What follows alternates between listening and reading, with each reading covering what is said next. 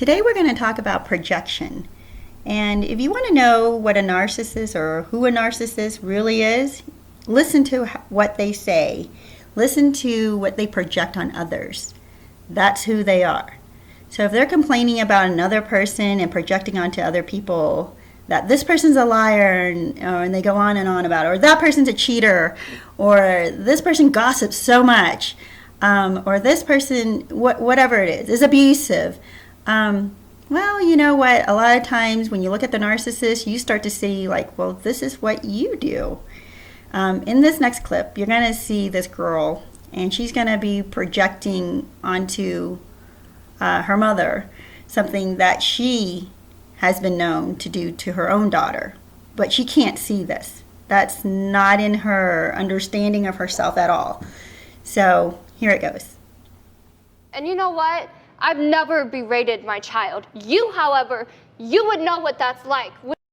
So you just saw how she reacted after it was exposed, how she abuses her daughter.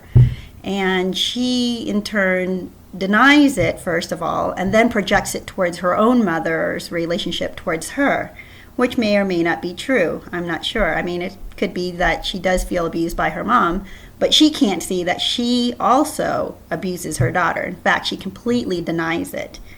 In the next clip, you'll see her mom saying how she feels about her daughter now. And so her daughter immediately becomes defensive, and part of the defense mechanism she has is projection. So she turns it around and aims it right back at her mom. That is the classic example of projection. And when you have a conversation with a narcissist, this is how it usually will go. Based on everything that Jessica has said today, I believe she's even more delusional than I thought she was. I'm delusional. You're delusional. You are nuts.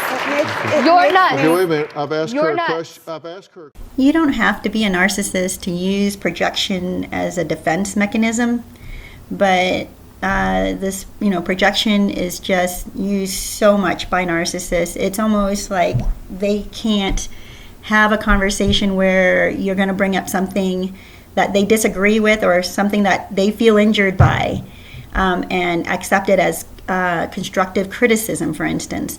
They can't see it that way. They have to go on the defensive. They have to attack back. And the way they do it is then they deny anything that you just said about them and project it back to you.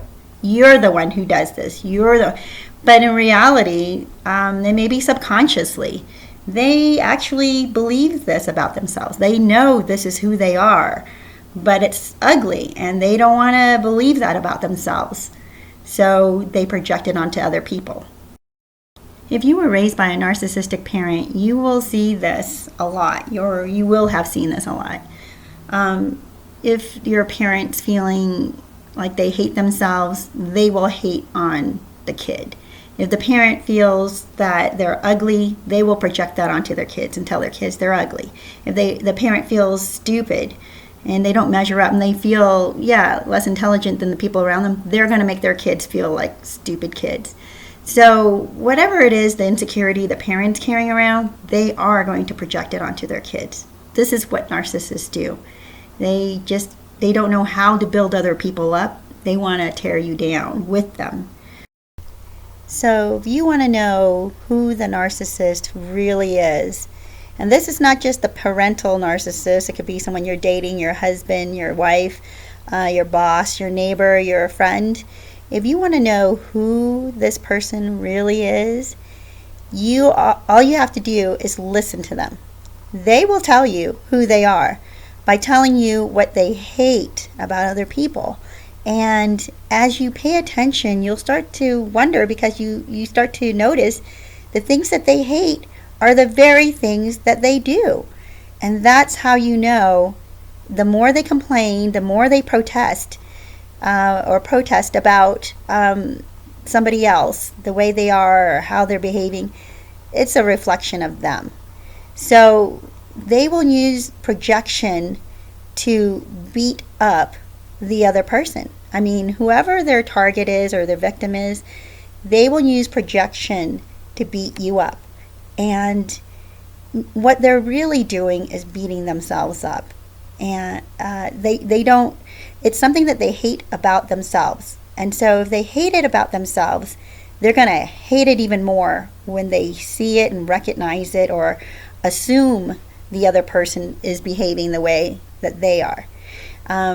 So essentially, if you're reflecting something back towards them that reminds them of themselves, they'll take it a step further. They're going to see it as nefarious or intentional or something that you are trying, something that's so negative because it's very negative coming from them. Like if it's something that you're doing, but it's not, you don't mean anything devious by it, or it's just an accidental, you forgot something, they will notice it to a 10th degree because they see your faults magnified inside of them. So the faults that they see in other people might be really tiny, minuscule, really. But because they are guilty of that same fault, it's magnified for them. So then they project it onto you and say, this is who you are and these were your intentions and you meant to deceive or you meant to undermine, when really they're the ones who deceive and they're the ones who undermine, when maybe we just forgot. We didn't realize what we were doing and we make mistakes. They can't see that it's just a mistake because they know for themselves if they ever behave like that, it's on purpose. So anyway, they project back out and they beat you up because it's something they hate about themselves, but they won't admit that they suffer from this or that this is part of them. They cannot see it, even if you point it out to them. And they might actually know, some of them sometimes know that they are guilty of this type of behavior or bad behavior or whatever it is they're projecting onto you. Like cheating, for instance. They know they're cheating, but they're going to push it off onto you and make you the bad guy. You're the reason that they're cheating. You're the one who's nagging. You're the one who pushed them into this other person's arms. You're the one who caused them to behave like that because you nag too much or you're too suspicious. And here's the thing. Narcissists, they will keep how they really feel about themselves in the shadow. They won't look at it because that would require them to actually work on themselves. But for the rest of us, we know what our flaws are, at least, some of them, and we try to continually make ourselves better. We want to bring our flaws out into the light. We want to examine them and see why we behave badly if we're behaving badly. And we want to know why so that we can change that. Narcissists, they can't even acknowledge that they're behaving badly. They can't even acknowledge what their insecurities are, because then that would mean they'd have to face that they're not perfect. So for a narcissist to admit that they have faults, that would cause a great injury to them. They are so broken that they can't admit that they have faults, like big faults. They might admit to small things to distract you, by the way. They might admit to or confess some smaller thing to distract you from the bigger offense that they've created. Like cheating, for instance. They might admit, like, okay, so I had a few drinks and I didn't tell you, so I apologize, blah, blah. But they won't actually admit about the cheating. Or they might admit something else, to just distract you entirely in another direction so that you forget that you were even talking about their cheating. But yeah, they can't introspect. They can't look back at themselves because they have created this facade and they want people to admire them. They want people to like them. They want people to accept them and praise them, because that's what fuels them.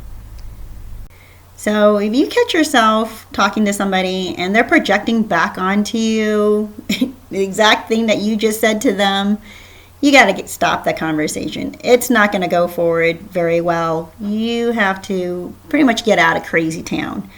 Just, put it away for a while. If it comes up again, you can try again, But if again they project back onto you, know that is not going to change, that they're stuck in this cycle of narcissistic projection, and they just will not come into reality with you. You have to move on to reality for yourself. You have to move on to finding the truth for yourself, finding what you want to be, changing the things you want to change in yourself. You can't change the narcissist. They have to want to change for themselves. Well, YouTube family, I hope that you liked this video. And if you did, please subscribe or comment or like the video, and also share it if you think that it could be helpful to somebody. Also, if you want to hear about certain topics, you can comment below and I'll take a look and see what I can do.